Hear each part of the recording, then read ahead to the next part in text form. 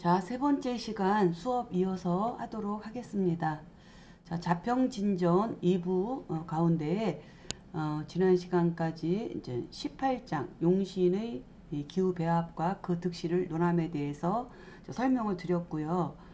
이번 시간에는 19장부터 이제 어, 19장부터 34장까지 2부를 마무리하도록 하겠습니다. 자, 19장에는 상신의 중요성을 논함이라는 내용인데요. 여기서 상신을 알아야 되겠죠.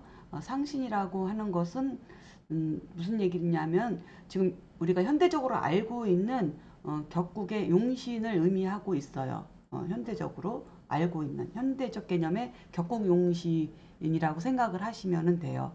근데 저 자평진전에서는 이미 격과 용신을 같은 개념으로 설명을 쭉 이어왔었기 때문에 이 상신이라고 하는 개념을 다시 이제 만들어내서 그 용신에 맞는 상신, 그렇죠? 그 용신에 맞는 순용이나 역용 또는 뭐 이렇게 태가불급된 것을 해결해 주는 것 등등 이런 것들을 이런 것들을 해결을 해서 그 용신을 격국으로 성격시키는 요인 이것을 상신이라고 해요. 한마디로 얘기하면. 그래서 그러니까 상신이 얼마나 중요하겠어요? 그러니까 상신이 파극되면 격이 무너지고 격이 무너지면 결국은 일간이 무너지기 때문에 상신이 그만큼 중요하다.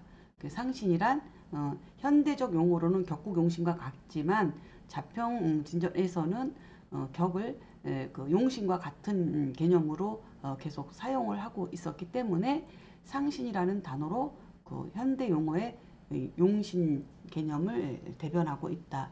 이렇게 이해를 하시면 되고 단순하게는 상신이라고 하는 것은 격을 용신이라고 하는 것을 격으로 성격시키게 만들어내는 역할을 하는 것 이것을 상신이라고 한다. 즉 그러면 앞에서는 역용 그쵸? 앞에서는 역용과 그쵸? 역용과 순용이라는 것이 있었잖아요. 그쵸? 길신격은 순용으로서 격을 성격시키고 그 다음에 흉신격은 역용으로서 그 이렇게 순용과 역용으로서 이런 작용을 이미 설명을 했는데 도대체 뭐 뜬금없이 또 상신은 또 뭐야 이렇게 말씀을 하실 수 있겠죠. 왜냐하면 상실한 개념이 필요한 게 이런 게 있어요. 인성격이 인성격이 예, 인성격은 길신이기 때문에 순용으로서 관살을 그쵸? 관살의 정관이나 칠살의 생을 받아서 격이 성격이 되는 것이 원칙인데 때에 따라서는 인성이 많은 거예요. 인성이 많아서 많은 경우에는 뭐야 재성으로서 그렇죠? 재성으로서 이 많은 인성을 무거운 인성을 덜어내서 격을 성격시키기도 하거든요. 그러면 이거는 격을 갖다가 극하는 거니까 이건 순용이 아니고 역용이 되는 거잖아요. 그렇죠? 이렇게 역용이 되는 거이기 때문에 때에 따라서는 이 길신격도 때에 따라서는 이렇게 역용으로 성격시킬 수도 있고요. 또 다른 예로는 칠살격이다. 그렇죠? 칠살격이면은 굉장히 그 흉신에 속하잖아요. 근데 예를 들어서 뭐 간목일간이 간목일간이 어, 현관 칠살격을 쓰는데 이것이 뭐 그 술 중에 신금으로 칠살격을 쓰는데 얘가 뭐 인호술 이렇게 화국이 되고 병화가 투간했다. 이렇게 되면 술월의 경금으로 칠살격으로 술 중에 신금으로서 이제 이거를 용신을 삼아서 이걸 격으로 이제는 성격을 시켜야 되는데 여기 인호술이 연결돼서 병화가 투관해 있다면 간목한테 이 병화는 식신이잖아요. 이게 인호술하고의 식신이 너무 강해서 칠사를 이렇게 아무리 칠살이지만 칠살을 너무 약한 칠살을 화가 너무 왕한 화가 이렇게 다 녹여버리면 이게 칠살이 격으로서의 역할을 못해요. 아무리 흉신격이라 하더라도 적당히 재화를 시켜야지. 이 재화라고 하는 것은 극제해서 변화시킨다는 의미가 있는 거거든요. 근데 이렇게 작사를 내버리면 이 경금이 다 녹아서 격으로서 흔적도 없어지는 거죠. 그렇죠? 이럴 때는 뭐가 필요하냐면 임수가 필요할 수 있는 거. 임수가. 임수가 필요해서 임수가 필요해가지고 임수가 필요하거나 안 그러면 그쵸? 무토가 더 필요하겠네요. 그쵸? 임수가 있어서 이렇게 예, 왕한 식상을 이렇게 덜어낼 수도 있지만은 저 덜어내서 이 현관칠사를 보호해주는 방법도 있지만은 이거보다 더 좋은 거는 이렇게 화생토, 토생금으로 칠사를 오히려 이제 어, 제자 약살이라고 해서 칠살이 약하면 오히려 재성으로 살을 돕는 이런 방법도 있기 때문에 흉신격이라고 해서 무조건 제하는 것만이 문제가 아니라 때에 따라서는 이렇게 제자 약살처럼 약한 칠살을 재성으로 도와줘야 되는 이런 상생의 순용을 역용해야 될 흉신격을 순용도 때에 따라서는 해야 되고 또 순용해야 될 인성격에서는 인성이 너무 많으면은 때에 따라서는 극제해서 역용으로서 격을 성격시키기도 해야 되기 때문에 그러기 때문에 이제 이렇게 상신이라는 그렇게 해서 격을 중화시켜서 성격시키는 것들을 상신이라고 하는 거거든요. 그래서 여기서 우리가 얘기하는 뭐 이렇게 순용과 그쵸? 순용과 역용만이 필요한 게 아니에요. 순용과 역용만으로는 안 돼요. 사주 구조에 따라서 상신이라는 게 이렇게 필요하다는 거죠. 그래서 결국은 상신이라는 것은 순용, 역용을 다 포함해서 저는 중화를 시켜서 격을 성격시키는 요인을 다 포함해서 상신이라고 한다. 또 때에 따라서는 어떤 상신도 있냐면 앞에서 잠깐 언급했듯이 뭐 간목일간이 그쵸 이렇게 경금 칠살과 신금 이렇게 관사혼잡이 됐을 때 이렇게 을경합을 한다든가 이런 경우도 이 을목 자체에 의해서 격이 이렇게 정관격이 혼잡을 해결해서 성격이 되는 경우 요런 거 을목 요런 걸 상신이라고 하는 거죠. 이런 것도 상신에 속하는 거예요. 그러니까 이거는 순용이나 역용이라는 용어 가지고는 이게 해결이 안 되잖아요. 그래서 이렇게 상신이라는 개념이 있다 이렇게 보시면 돼요. 그래서 한마디로 상신은 격을 성격시키는 요인이다. 그리고 이것은 현대적 개념의 격국 용신이라고 설명을 할 수 있다. 그렇기 때문에 이 19장에서는 이 상신의 중요함이 얼마나 중요한지 상신이 얼마나 중요한지에 대해서 논하고 있다라는 부분을 설명을 이렇게 드릴 수 있습니다.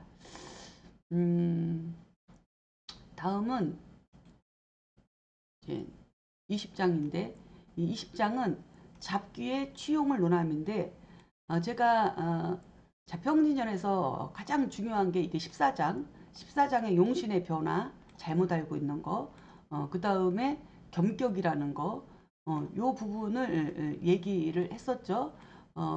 그리고 또 중요한 게 20장이에요. 잡귀의 취용을 논함. 좌우묘의 왕지는 그냥 자평진전에서는 무조건 봉기로 격을 취합니다. 봉기로. 그래서 오히려 자월에 이것을 자중의 개수 용신을 가지고 격을 삼아야 되는데 자중의 임수가 투하면 이것은 혼잡으로 봅니다. 혼잡으로.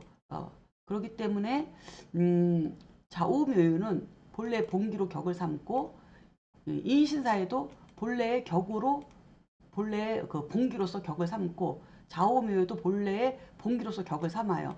그것은 격이라고 하는 것은 사주를 대표하는 성질이고 사회적으로 대표하는 성질이기 때문에 본기에 강한 성향으로서 격을 참는 것은 당연한 거예요. 그런데 이제 문제는 뭐냐면 진술충미월이에요. 이 진술충미월은 어, 진술충미월은 토 자체가 원래 본래 토가 없었잖아요. 일부에서 우리가 공부했듯이 토라고 하는 것은 그쵸? 음양, 노소, 그죠? 그 다음에 그 음양, 노소, 수화, 목금, 토 이런 충기로서 만들어졌기 때문에 토의 순수한 속성을 이 없기 때문에 이 토로서 격을 삼는 게 가장 까다롭고 어렵다 이렇게 보는 거죠. 그래서 이 진술충미토 격 잡는 게 가장 어려워요. 인신사의 좌우면은 그냥 본래 본기로서 격을 삼으면 돼요. 용신의 변화를 잘못 알아서 헤매고 이제 오류를 범했던 거지. 예. 근데 이 진술충미는 좀 까다롭다. 그래서 이 20장에서는 이 잡기인 진술충미 격 잡는 법에 대해서 자세히 설명을 하고 있습니다. 자, 어떻게 설명을 하고 있느냐? 진술충미는 첫째, 이게 이제 잡기로서 세 가지 음양이 섞인 세 가지 오행들이 지지장간의 원령에 가득 있기 때문에 이게 이제 복잡해서 무엇으로 격을 삼아야 되는지 걱정이 되는데 그럴 것이 없다. 이 암장되어 있는 것이 천간에 투관되어 있으면 이것은 다 용신이 맑은 것이니 이것으로 격을 삼으면 되는데 그 중에서 제일 먼저 격을 삼아야 되는 것은 진술충미는 삼합, 그렇죠? 삼합을 이루고 삼합된 오행이 천간으로 투관되어 있으면 이것을 가장 먼저 격을 삼으면 된다라고 설명을 하고 있습니다.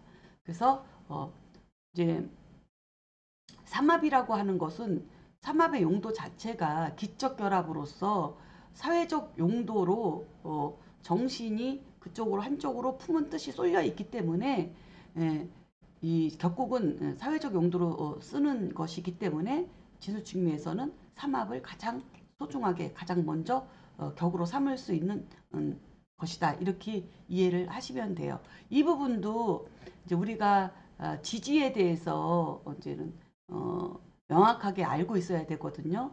그 지지에 대해서 절기부터 시작해서 그다음에 지장간의 그 한난조습의 계기설의 심천을 볼 줄 알아야 되고 그다음에 초기와 중기와 봉기가 어떤 성향인지 그다음에 계통별 인신사의 좌우묘 진술충미 토에 따라서 계통별 특성에 따라서 초기 중기 봉기가 어떤 의미이고 그것이 신살과 또 어떻게 연결되어 있으며 또 계기설에 의해서 그다음에 그 당령의 배합의 그 흐름이 어떻게 흘러가는지까지 다 꿰고 있어야 돼요.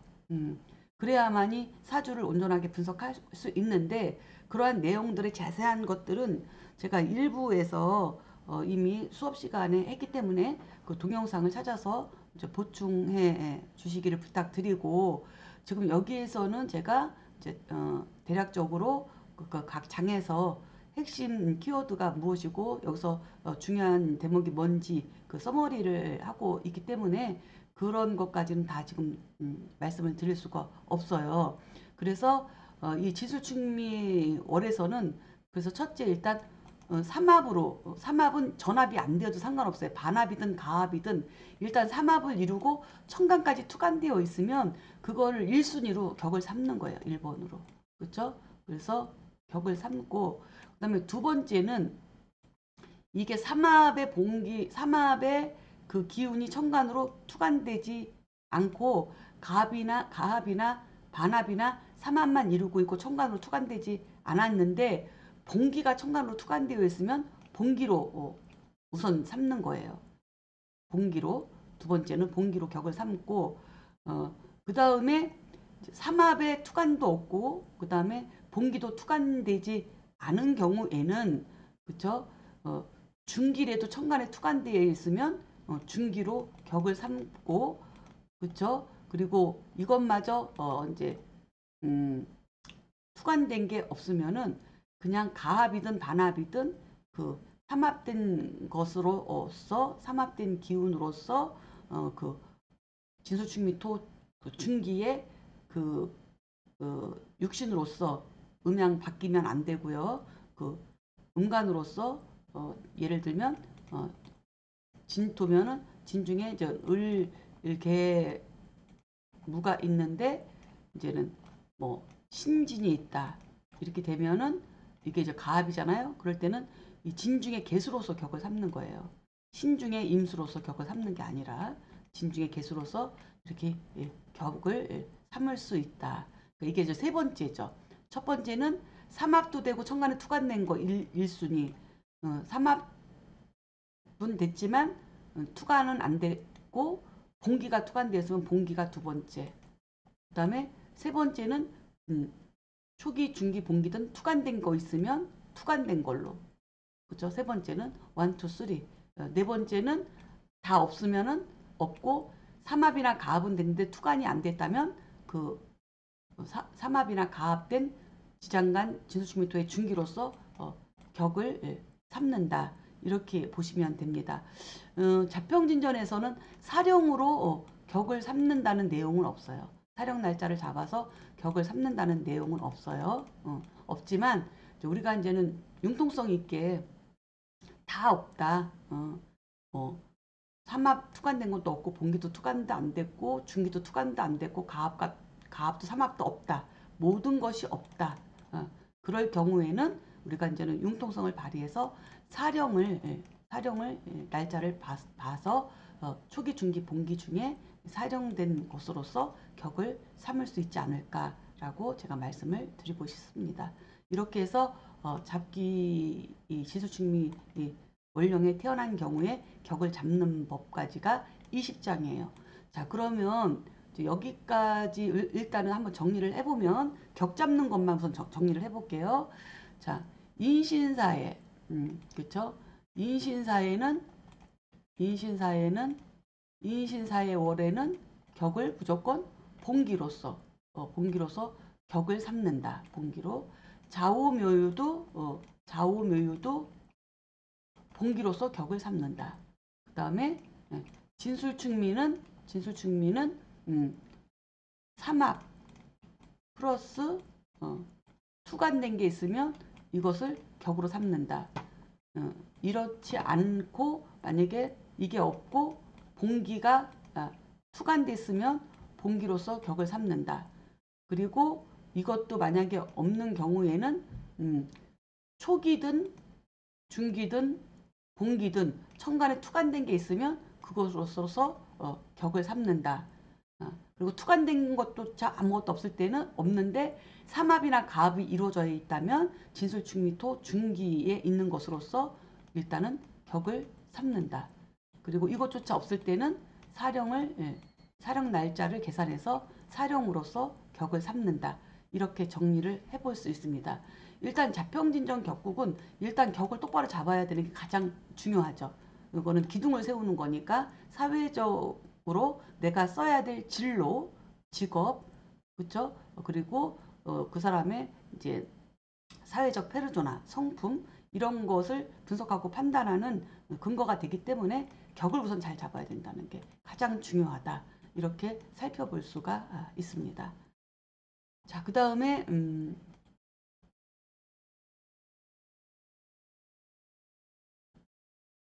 21장이죠. 자, 21장에서는 묘고의 형충을 논함이에요. 묘고의 형충을 논함. 자, 여기서 얘기하고자 하는 것은 진술축미토는 묘지이기 때문에 충이나 형으로서 계고를 해서 써야 된다라는 이론이 있는데 자평명리학에는 이러한 이론이 없다는 거죠. 이건 잘못된 것이다. 라는 내용이에요. 그러니까 예를 들어서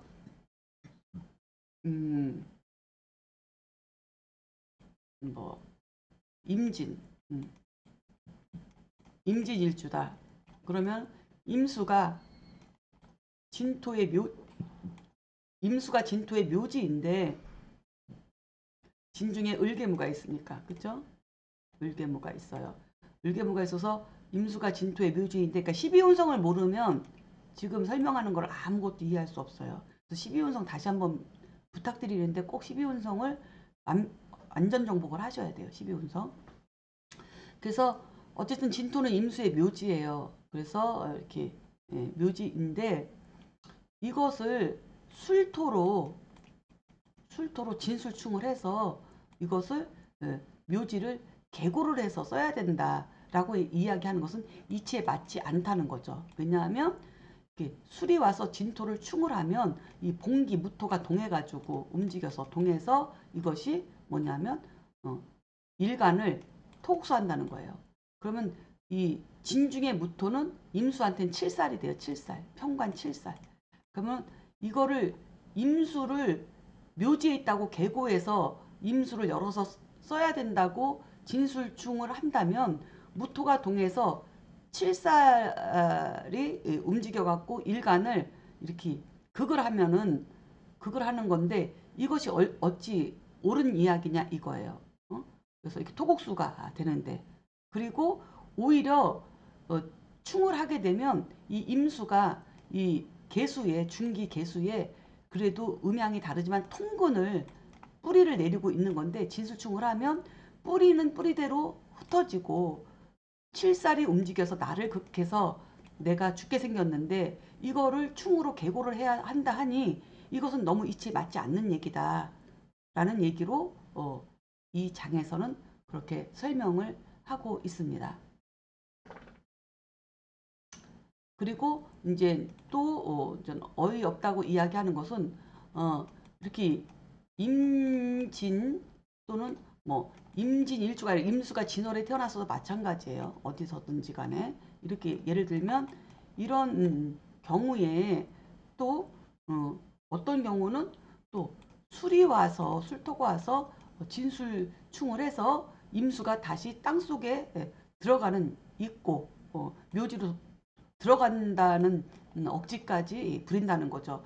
이거는 말이 안 되죠. 진술충으로 이미 진토가 열려 있는데 있던 것도 지금 뿌리가 흩어지고 뿌리가 흩어져서 얘가 약해지는데 이것이 진술 열려 있는데 어떻게 임수가 다시 묘지로 들어가서 갇힌다는 말은 더더욱이나 이치에 맞지 않는 이야기를 억지를 쓰고 있다. 이것은 천지 기운의 12운성의 음양오행 생극제와의 이치를 전혀 모르는 무식한 발상이라는 거죠.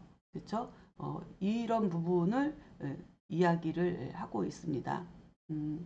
그리고 또 다른 내용은 또 뭐냐 하면 이 진술충 및 토라고 하는 것은 이렇게 충을 하게 되면 움직인다는 거예요. 동한다는 거예요. 움직이고 동한다는 건 뭐냐면 초기와 중기는 지장간의 초기와 중기는 흩어지지만 본기는 본래의 본기 토는 신묘하게 이렇게 움직인다는 거예요. 깨지는 게 없다는 거예요. 토끼리 충은 깨지지 않는다는 거예요. 그래서 오히려 그 토가 봉기에 암장되어 있는 이 천간의 무기토가 오히려 움직여가지고 이렇게 드러난다는 거예요. 드러나서 오히려 이제 지지라고 하는 것은 고요한 거라서 생각지를 못하는데 이렇게 충이 되면은 토가 움직이고 동해서 지지끼리 생각지하를 다 하고 천간에까지도 생각지하를 다 한다는 거죠. 예를 들면 음, 정미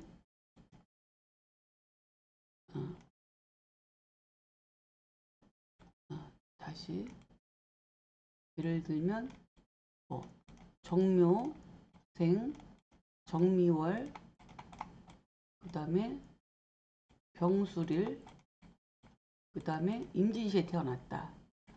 이렇게 돼버리면 미월에 해묘미 목국이 삼합이 이렇게 됐죠. 삼합이 되니 삼합은 이제는 묘중의 을목이 동해서 움직이는 거예요. 그래서 병화가 미토라고 하는 상관 월에 태어났지만 얘가 이렇게 삼합을 이루어서 이게 정인격으로 바뀐 거죠. 그렇죠? 정인격으로 바뀌고 삼합을 이루었으니 을목이 목생활을 해서 겁재와 일간을 생하는데 이 이제 이런 경우에 너무 조열하니까 정화 병화 미월에 이렇게 너무 화가 많아서 이 묘중의 을목이 말라서 그냥 다 타버릴 지경이라서 임수의 참기운이 나름 조용신으로 작용해 줄 수 있는데 여기에서 진술충이 이루어져서 술중의 무토, 진중의 무토가 움직이고 동해서 이거를 토국수를 해서 그쵸? 칠살이 이 사주는 금이 없어서 금생수가 안 되고 말만 칠살이지 약해서 조우용신으로 정도밖에 쓸 수 없는데 진술충에 의해서 무토가 동해서 토국수를 해버리니까 이게 이제 칠살이 이제는 작동을 못하고 조우 역할도 못하는 오히려 이것이 이제는 제살태가 그쵸? 칠살을 제하는 식신 제살태가 식신이 살을 너무 제하는 게 너무 강해져 갖고 살이 바보살이 돼버리는 그쵸? 제살 태가가 돼서 능력이 안 되는 이런 구조가 되는 거죠. 여기서 이 을목은 무토 동에서 움직이는 토국수를 하는 이 무토를 이 을목이 목토로 제화를 할 수가 없어요. 왜냐하면 병정화가 앞에 너무 왕하게 있어서 이쪽으로 다 설기돼 가지고 오히려 화생토를 하고 토국수로 가기 때문에 이런 것을 이렇게 명확하게 분석을 하기 위해서는 1부, 2부에서 이론을 명확하게 잘 알고 있어야 돼요. 그렇죠? 그래서 이렇게 충이라고 하는 것이 이렇게 충이 되면 진중의 무토, 술중의 무토가 봉기에 암장되어 있던 무토들이 다 움직여서 천간지지를 이렇게 다 생극제화를 할 수 있다는 거 이런 것들에 대해서 여기서는 잘 설명을 하고 있습니다. 그리고 우리가 12장에서 이제 그 격국을 논할 때 전구 원령해서 이제 격을 이제 오로지 원령해서 잡는데 13장에서는 순용과 역용 플러스 월지가 형이나 충파 해가 이루어지면 격이 파격이 된다고 13장에서 제가 요약 설명을 드렸는데 원령이 진술충 및 토인 경우에는 진술충이 되더라도 충이나 형을 먹더라도 월이 토일 경우에는 토로서 격이 성격이 되는 경우에는 이 충으로서 이것이 파격이 되지 않는다는 거예요. 그래서 토는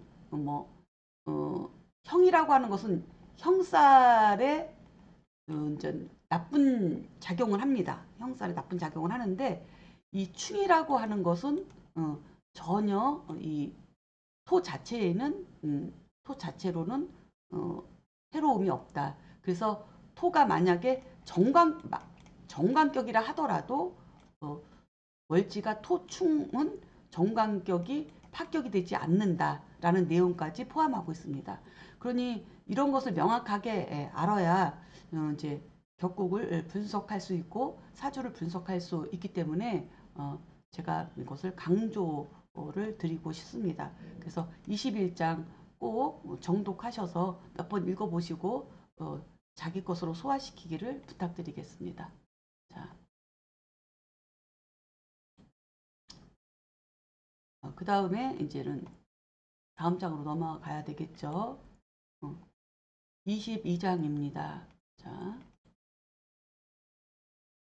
22장과 23장에서는 사길신이 파격이 됨과 사흉신이 성격이 됨을 논함이라는 장인데요.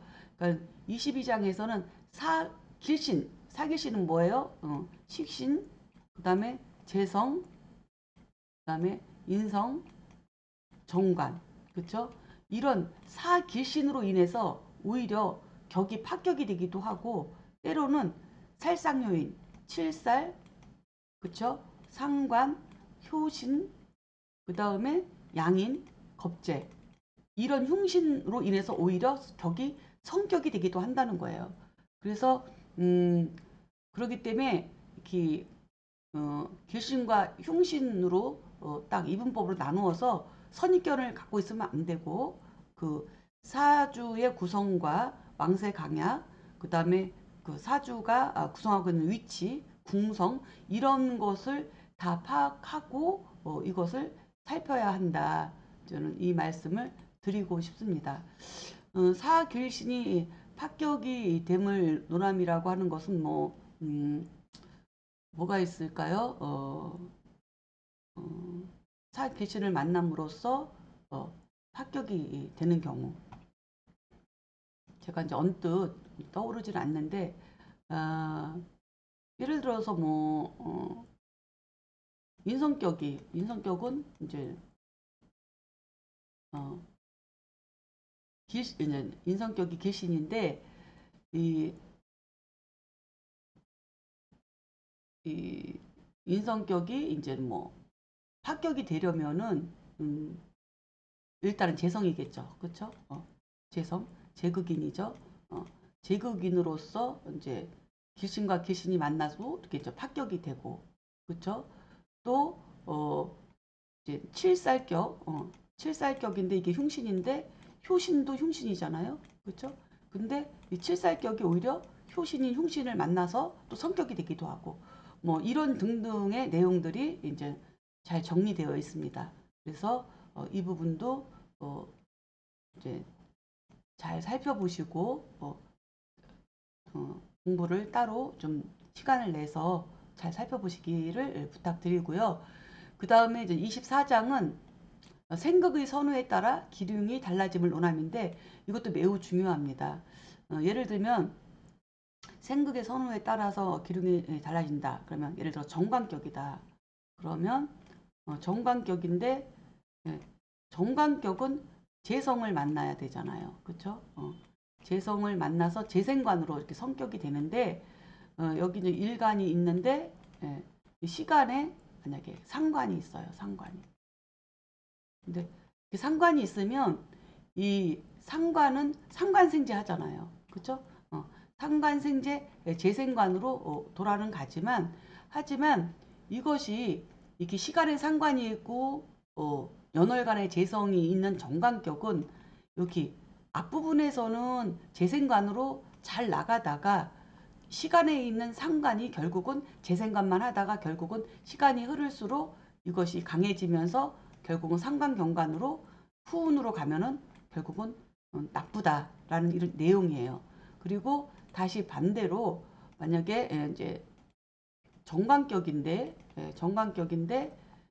여기 상관이 있어요. 연월간에 상관이 있고 여기 일간이 있고 시간에 재성이 있는 경우 이렇게 재성이 있는 경우 이렇게 일간이 정관격이에요. 그 상관이 있어서 초운에는 상관경관으로 힘든 어떤 그 세월을 거치고 어떤 어려움을 잘 극복하다가 결국 후운으로 갈수록 이 재성이 상관을 설화해서 재성으로 만들면서 상관생재해서 결국은 재생관으로 노후로 갈수록 후운으로 갈수록 이렇게 운이 점점 좋아지고 결국은 격국이 성격되는 경우가 있기 때문에 그래서 우리가 이제 과거에 보면 아유 자네는 초년에는 고생하더라도 말년엔 매우 좋은 사주야 하는 얘기가 이런 경우인 거죠. 그리고 반대로 재성이 앞에 있고 상관이 뒤에 있으면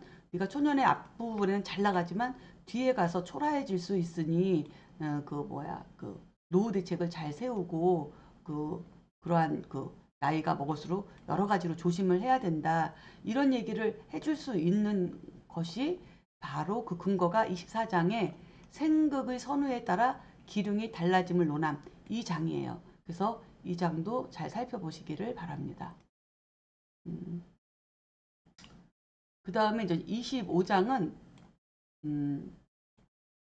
그리고 이제 25장에서는 성진은 격국과 무관함을 논함이라고 했는데 여기서 성진이라고 하는 것은 신사를 의미하는 거예요. 신사를.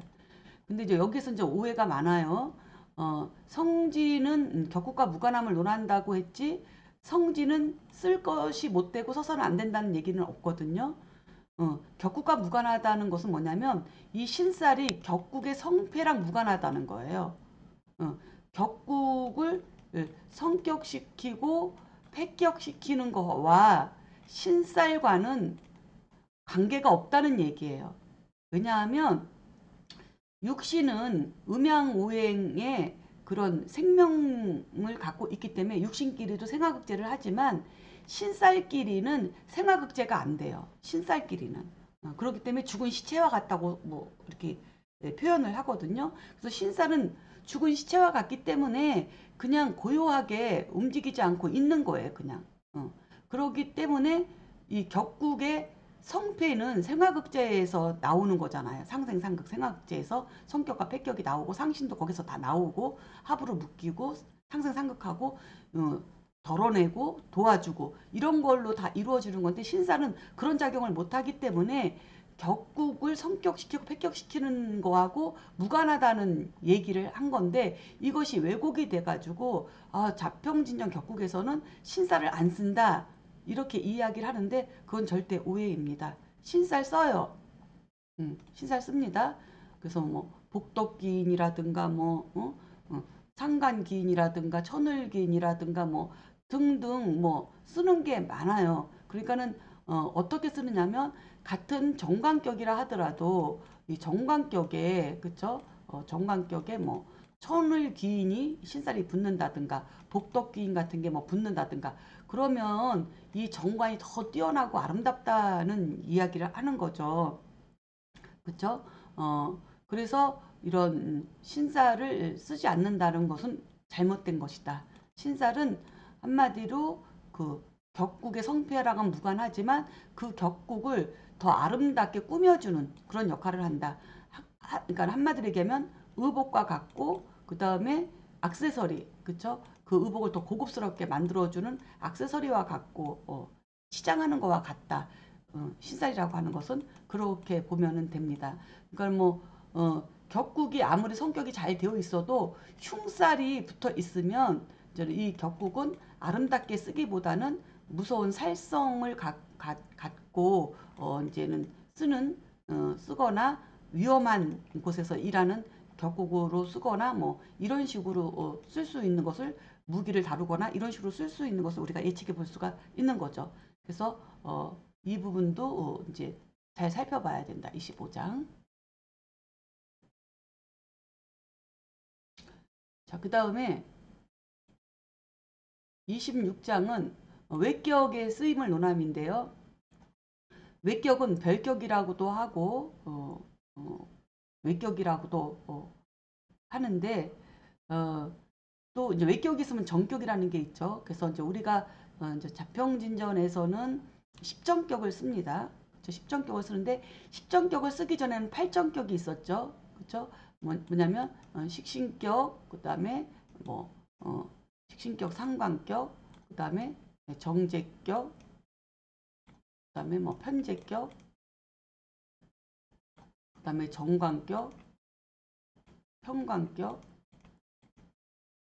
그다음에 정인격, 그다음에 편인격. 그러면 하나, 둘, 셋, 넷, 다섯, 여섯, 일곱, 여덟 개.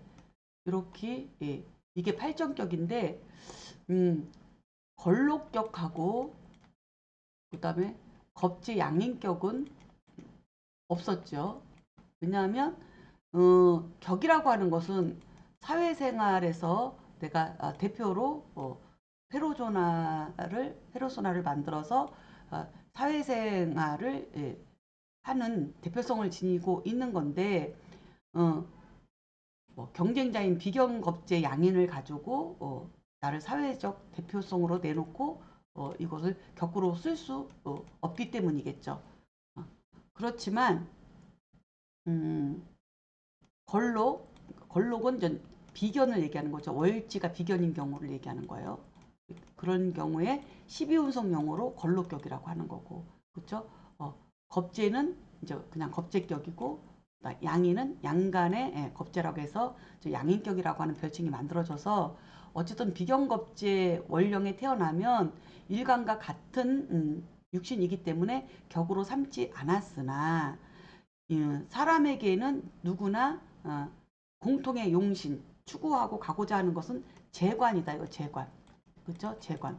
뭐냐면 이성으로 보면 남자는 재성인 처가 있어야 되고 여자는 관성인 남편이 있어야 되는 게 가장 기본이면서 근본이고 사회생활에서도 재물과 직장, 명예는 꼭 필요한 존재이기 때문에 이것을 가장 이제 우리가 소중하게 생각하고 이 재관을 보좌하는 것이 이제는 관에서는 이제는 뭐냐 인성으로서 보좌하는 거고 이 재성은 식상으로서 보좌를 하는 거죠. 그래서 식상생재 관인상생이라고 하는 것이 성립이 되는데 그래서 인성과 간성은 재관을 보좌하는 거고 그렇죠? 그리고 이제는 비견겁재는 일간을 보좌하는 거라고 볼 수가 있는데 그렇기 때문에 비록 비견원령이나 양인겁재원령에 출생했다 하더라도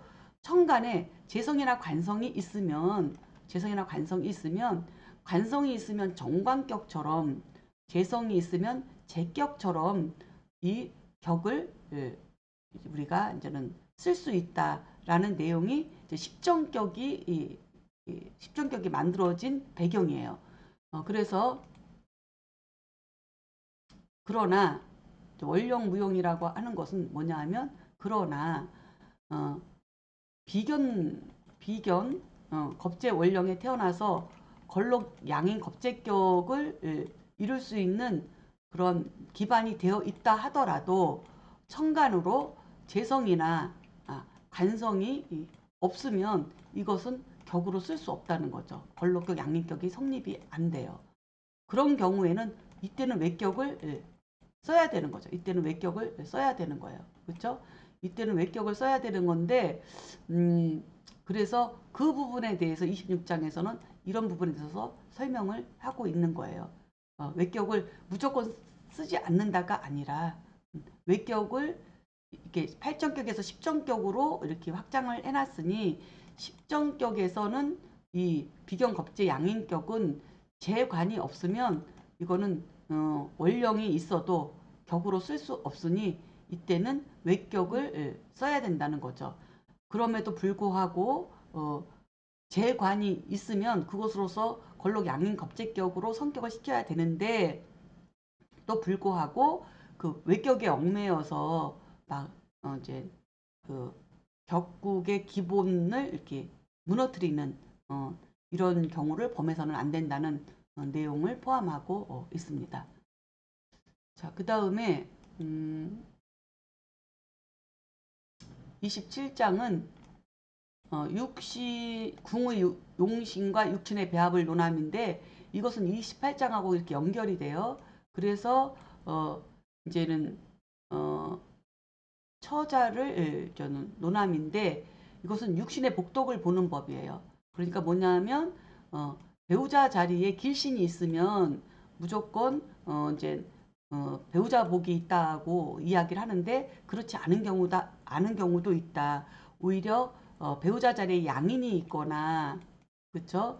또는 여자 같은 경우에 상관이 앉아 있어도 때에 따라서는 배우자 복이 있는 경우가 있다. 이런 걸 내용을 설명을 해요. 그것은 무엇으로 판단하느냐? 예를 들어서 제격이라고 하면 상관은 제격의 상신 역할을 하기 때문에 배우자 자리에 여자라 하더라도 상관이 앉아 있으면 이것은 배우자 복이 있는 것이다. 내 격을 성격시키는 요인이 앉아 있기 때문에 상신이 앉아 있기 때문에 그리고 만약에 칠살격이라고 하면 일간이 일단 근황한 것이 우선 되어야 하기 때문에 일지에 양인이 앉아 있더라도 이것은 배우자 복이 있는 것이다. 이런 설명을 자세하게 하고 있는 것이 바로 이 28장입니다. 또 자식 보는 법도 이와 같다라고 설명을 하고 있습니다. 자, 그 다음에 이제 29장은 행운을 논함인데 이것은 뭐냐면 사주 원국에서 이제는 기룡, 희기를 분석하는 법이나 운에서 오는 운을 가지고 희기를 보는 법이나 다르지 않다라는 부분에 대해서 간략하게 설명하고 있고요. 이 30장에서는 행운의 성격과 병격을 논함인데 이것은 대운에 따라서 격이 막 바뀌는 것이 아니라 이제 진술충미월 같은 경우에는 격이 애매한 경우가 많아요. 가압으로 격이 성격되어 있다든가 반합으로 성격되어 있다든가 천간으로 격이 드러나 있지 않은데도 불구하고 이제 격을 잡았을 경우 그죠? 이거는 주로 진술충미월을 주로 얘기를 해요. 이럴 때 이제는 천간으로 그 합된 오행이 대운에서 딱 투관하게 되면 제대로 투관하게 되면 이제는 격이 온전하게 세워진다. 그런 방법론을 설명하고 있거든요. 그래서 이것은 저기 자세히 또 이거 살펴봐야 된다. 그렇죠? 그래서 그래서 이제 봉기가 투관했다던가 가압이나 삼합이 천간으로 투관하든가 이렇게 이런 대운을 만나면은 이제는 격이 바뀌는데 이렇게 격이 바뀌는데 이 바뀐 격이 사주 원국에서 그것이 유정한지 무정한지에 따라서 격의 성패가 또 나뉘어진다는 것도 첨가해서 설명하고 있으니 이것도 잘 살펴봐야 된다. 30장. 그다음에 31장은 희기는 천간과 지지가 다름을 논함인데 예를 들어서 같은 인성운이라 하더라도 천간에서는 생화급제로다가 그거를 신약사주인 경우 인성운이 오면 나한테 도움이 되니까 좋다 얘기할 수 있지만 지지로 오는 인성운은 육신으로 오는 게 아니라 지지에서 형충해합에 걸려들거든요. 같은 인성운이라고 하더라도 충이 될 수도 있고 형이 될 수도 있고 원진이 될 수도 있고 파해에 연결되기 때문에 지지로 오는 육신운은 다르게 판단해야 된다. 그래서 천간과 지지를 보는 방법이 다르다는 거 이런 것들을 잘 살펴봐야 된다. 이렇게 보고요. 그 다음에 32장에서는 지지의 희귀신이 운을 만나 작용함을 논함인데 그러니까는 대운이 이게 천간과 지지로 이렇게 들어오잖아요. 그런데 내 사주에서 연결되어 있지 않는 천간과 지지가 간지로 들어오는 대운에서는 5년씩 나눠봐야 된다는 거예요. 기lum을. 그래서 천간 5년 따로 보고 지지 5년을 따로 살펴봐야 된다는 거예요. 이것은 어쩌면은 31장에서 희기는 천간과 지지가 다름을 논함이라는 내용과 같이 이렇게 연결될 수 있는 거죠. 그래서 천간운으로 오는 운과 지지로 형충해합으로 오는 운 이런 것들도 다르기 때문에 이것을 5년씩 나눠봐야 된다. 하지만 월지랑 연결돼서 같이 합으로 연결돼서 관계되어서 들어오는 그 10년 대운은 간지를 같이 10년으로 묶어서 희기를 살펴봐야 되는 것도 저는 한번 우리가 이제는 생각을 해봐야 된다. 이렇게 설명을 드릴 수 있고요. 그 다음에 이제 33장 33장은 잡격. 그래서 이게 이제 외격을 또 잡격이라고도 합니다. 저는 외격을 잡격이라고 하는 것은 너무 많기 때문에 외격이 너무 많아서 이걸 잡격이라고 하는데 그래서 이 잡격의 얽매임을 논함이라는 저는 장인데요. 그러니까 여기서는 뭐냐면 우리가 십정격으로 충분히 이 성패를 논할 수 있는데도 불구하고 외격에 얽매여서 이런 십정격으로 성격된 것도 막 무시해버리고 외격으로 격을 삼아서 성패를 논하는 부분에 대해서 이제 주의를 해야 한다는 그런 내용이에요. 그 다음에 34장은 와전된 학설에 대해서 논함인데요. 이것은 심효천 선생님이 이제는 그 당시에 명리학자들이 이제 잘못 알고 있는 거에 대해서 왜 잘못 알고 있는지에 대한 것에 대해서 정리해서 이제는 내용을 저는 정리한 내용인데 그것은 첫째 이제 사람들이 이렇게 이치적으로 생각하지 못하고 잘못된 학설을 따라서 뭐 격국의 외격에 막 얽매이거나 신사를 쓰네 안 쓰네 뭐 이런 거 저런 거 등등 많은 것들은 책 가운데 글자의 경중에서 이제 왕세강약을 제대로 저는 저울질 할 줄 모른다는 거죠. 그래서 글자의 경중에서 그 뜻과 의미를 이해하지 못하고 자신의 치우친 견해로 이제 사주를 이제 분석하고 속단하는 것이 가장 큰 문제고, 두 번째는 속서의 이론이 잘못됨을 알지 못하고 잘못된 이론을 깊이 받아들이는 것. 그러니까 무조건 책은 다 옳을 것이라고 생각해서 이것을 잘못된 이론들을 잘못 오류로 써놓은 이런 내용들을 무조건 받아들이는 거에 대해서 이것이 이제 문제가 있다. 그 다음에 세 번째, 명을 간명하고 운을 논할 때 우연히 맞아 떨어지면 자신의 견해를 바꾸지 아니하고 그것이 무슨 비법인 양 그것을 이렇게 고집스럽게 이제는 쓰는 거, 이런 것도 이제 우리가 조심해야 된다는 거고요. 네 번째, 고인의 명리 이론을 이치로 따져보지 않고 무조건 받아들이는 것. 이것은 2번하고 같은 맥락인 것 같아요. 2번, 4번이. 자, 그 다음에 5번은 자신이 만든 이론으로 외격을 쓰는 것. 이것은 이제는 3번하고 이제 5번이 좀 맥락이 같은 것 같아요. 이런 저런 이유로 인해서 이렇게 와전된 학설에 얽매여서 사주를 이렇게 제대로 분석하지 못하는 것을 굉장히 안타깝게 생각하시면서 이렇게 34장까지 정리를 해 주셨습니다. 자, 여기까지 이제 간략하게 2부를 서머리를 마치는 걸로 하고 이제 다음 시간에 만나 뵙도록 하겠습니다. 자, 수고 많으셨습니다. 감사합니다.